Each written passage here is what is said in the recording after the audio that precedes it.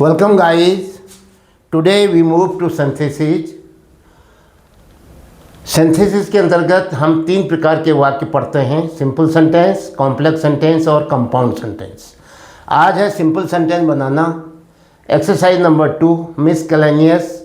आप किसी भी मेथड से बना सकते हो, कई मेथड हैं और उन मेथडों की मदद से आप क्या कर सकते हैं, जिसमें आपको सुविधा हो आप सिंपल सेंटेंस बना सकते हैं। Direction: combine the following set of simple sentences into one simple sentence. दिए गए सिंपल सेंटेंस के सेट जो दिए गए हैं उनको जोड़ करके एक सिंपल सेंटेंस बनाओ। किसे कहते हैं सिंपल सेंटेंस? जिसमें केवल एक सब्जेक्ट होगी और एक वर्ब। तो बाकी दूसरे सेंटेंसों के वर्ब को हम क्या करेंगे, या तो पार्टिसिपल में चेंज कर देंगे, या फिर इन्फिनिटिव में चेंज कर देंगे, या फिर जेरेंड में चेंज कर देंगे, या उनका पार्ट्स ऑफ स्पीच चेंज कर देंगे, या उनको फ्रेज इन अ पोजीशन बना देंगे। तो इस प्रकार से मिसक्लेनियस है, आप किसी भी तरीके से बना सकते हो। अब हम जाते हैं सेंटेंस नंबर 1 में। The weather was good this year. इस साल मौसम बड़ा अच्छा था। Rice is cheap. क्या हुआ? चावल बड़ा सस्ता है। अब क्या कहोगे? राइस इज चीप, राइस बड़ा सस्ता है। क्या, कैसे? The weather being good this year. ये वॉज जो है पार्टिसिपल में बदलेगा, लेकिन द वेदर के बाद लिखना पड़ेगा। ये कब करते हैं ऐसा? जब दोनों के सब्जेक्ट अलग अलग होते हैं। इसका सब्जेक्ट राइस है, इसका सब्जेक्ट द वेदर है, इसलिए इसको आप पार्टिसिपल से नहीं बना सकते हो। अधिकांश लड़के पार्टिसिपल से बना देते हैं, जेरेंड से बना देते हैं। अरे भाई ये सब्जेक्ट अलग है, ये सब्जेक्ट अलग है। तो ऐसी स्थिति में पार्टिसिपल तो यूज करोगे, ऐसा नहीं कि नहीं करोगे, लेकिन वो पार्टिसिपल किसके साथ आएगा? इस नाउन के साथ आएगा, the weather. The weather being तो यूज कर ही रहे हो पार्टिसिपल, लेकिन वो कहलाता है फ्रेज इन अपोजिशन या नॉमिनेटिव ऑब्सोल्यूट। तो क्या कहोगे? The weather being good this year. इस साल मौसम अच्छा होने से राइस इज चीप, चावल सस्ता है। कितना अच्छा बन रहा है बताओ। अगर आप केवल being weather good this year लिखा तो जा सकता है, लेकिन वो तरीका उतना अच्छा नहीं है। अच्छा तरीका क्या है? The weather being good this year.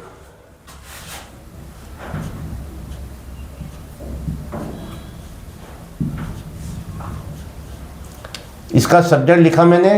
अब ये सब्जेक्ट नहीं रहेगा, आपको कि साहब सब्जेक्ट तो एक आना था, आप इसको भी सब्जेक्ट कह रहे हो।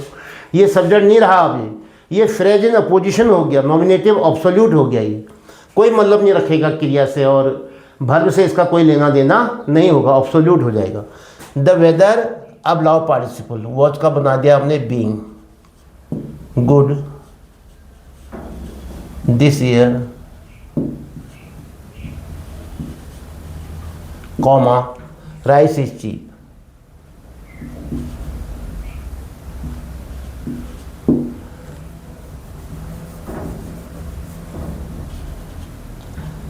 Rice is cheap.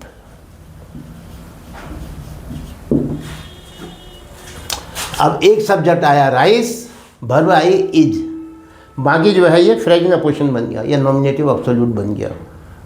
अब देखिए, she died yesterday, she died in young as. वो कल उसकी मृत्यु हो गई थी, वो युवावस्था में मर गई।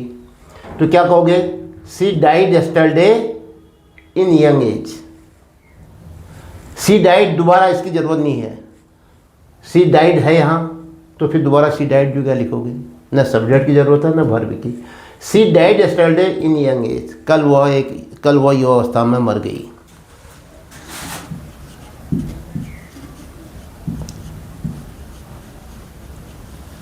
सी डाइड यस्टरडे, या एक काम करें, सी यस्टरडे एडवर्ब है, इसको लास्ट में लो। She died in young age, she died in young age. अब ले लो एडवर्ब को यस्टरडे, या तो यस्टरडे को पहले ले लो, yesterday she died in young age, और या फिर लास्ट में रखो she died in young age yesterday. एक ही वर्ब आया, एक ही subject. Third, Tulsidas wrote Ramcharitmanas. Tulsidas ने रामचरितमानस लिखा था। It is a great epic. ये बहुत बड़ा महाकाव्य है, ये महान महाकाव्य भी है। तो तुलसीदास रोट रामचरितमानस। अब इसका क्या बना दो, इसको केस इन अपोजिशन। रामचरितमानस और अ ग्रेट इपिक एक ही बात है। रामचरितमानस और ग्रेट इपिक क्या है, एक ही बात है।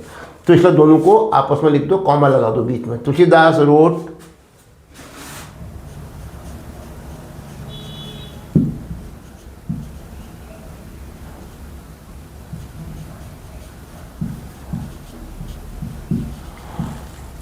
Ramcharitmanas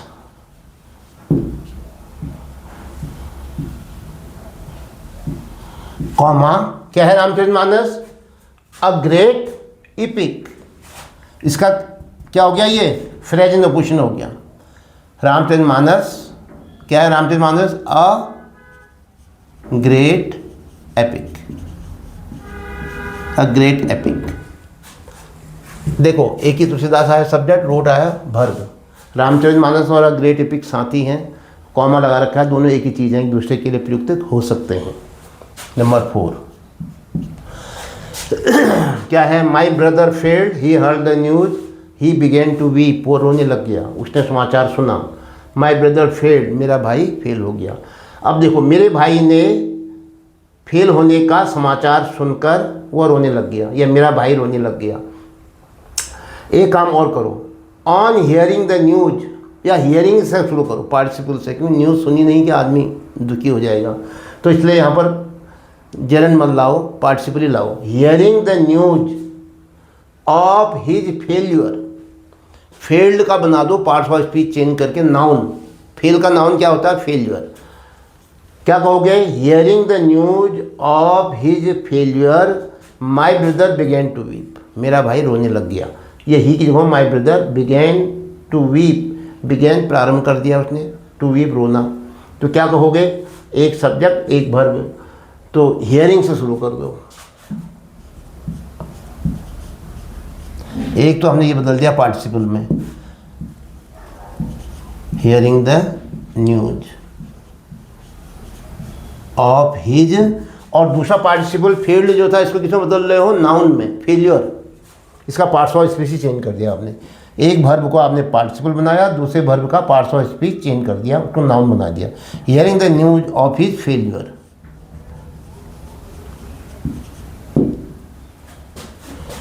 comma my brother began to weep, he की जगह में माई ब्रदर कहोगे, नाउन लाओगे।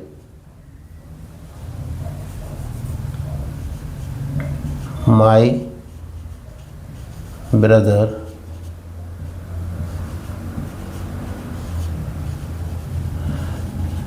बिगेन टू वीप, मेरे भाई रोने लग गया। Next 5th, the tourist has decided to go to hills, he wants to see snowfall.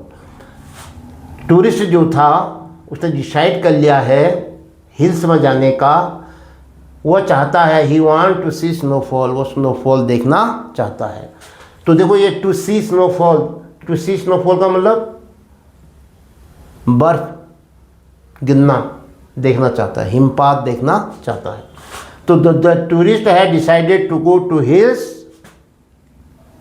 Tourist ने निर्णय लिया है हिल्स जाने का। क्या उद्देश्य है, उद्देश्य बताता है इन्फिनिटिव, क्या होगा, टू सी स्नोफॉल। इसकी ज़रूरत ही नहीं होगी, वांट्स की ज़रूरत ही नहीं रहेगी, केवल जो इन्फिनिटिव यहाँ है उस इन्फिनिटिव को इसके साथ जोड़ दो। क्या कहोगे, बताइए। The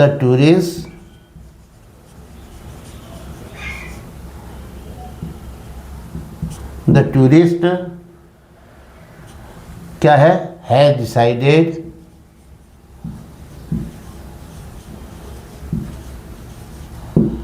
two go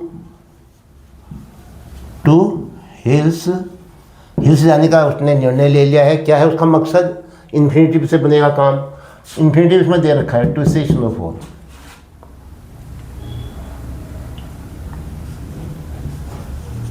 to see snowfall, low.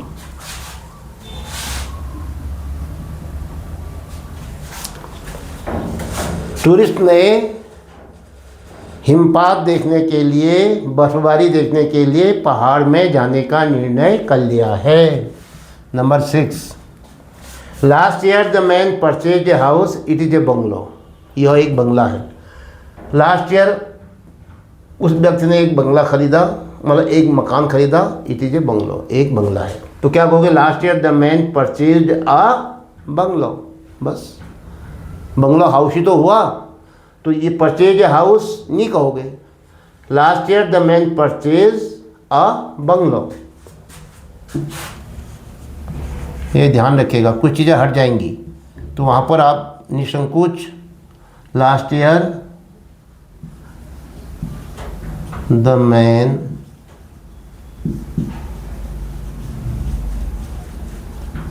Purchased a bungalow, it is a bungalow कहा ना उसने, तो हाउस जो था बंगलो था, ही परचेज अ बंगलो।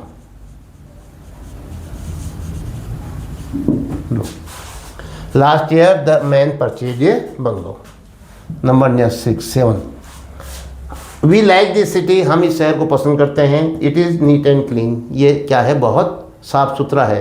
तो क्या कहोगे? We like this city, it is neat and clean. तो इसको लेना ही पड़ता आपको। बीइंग इज आया है ना, आया है। बीइंग नीट एंड क्लीन, साफ सुथरा होने के कारण, साफ सुथरा होने से वी लाइक दिस सिटी, हम इस शहर को पसंद करते हैं। तो it is NEET and clean में इज को क्या बना दो? Participle. Being NEET and clean, ये फ्रेज हो गया, पार्टिसिपल फ्रेज हो गया पूरा, यहां से यहां तक का। कोई सब्जेक्ट नहीं, कोई वर्ब नहीं। वी लाइक दिस सिटी,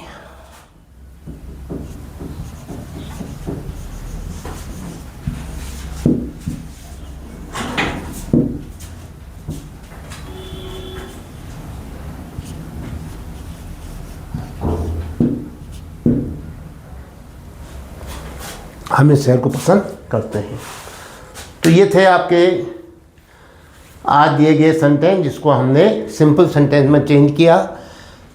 और 2 सेंटेंस हैं या 3 हैं, तो बाकी जो वर्ब है उसको हमने किस में चेंज किया? पार्टिसिपल में, जेरेंड में, इन्फिनिटिव में, पार्ट्स ऑफ स्पीच चेंज कर दिया, phrase in opposition, case in opposition. इस ढंग से हमने केवल जो सेंटेंस बनाया वो सिंपल सेंटेंस है, जिसमें एक सब्जेक्ट है, एक वर्ब है केवल।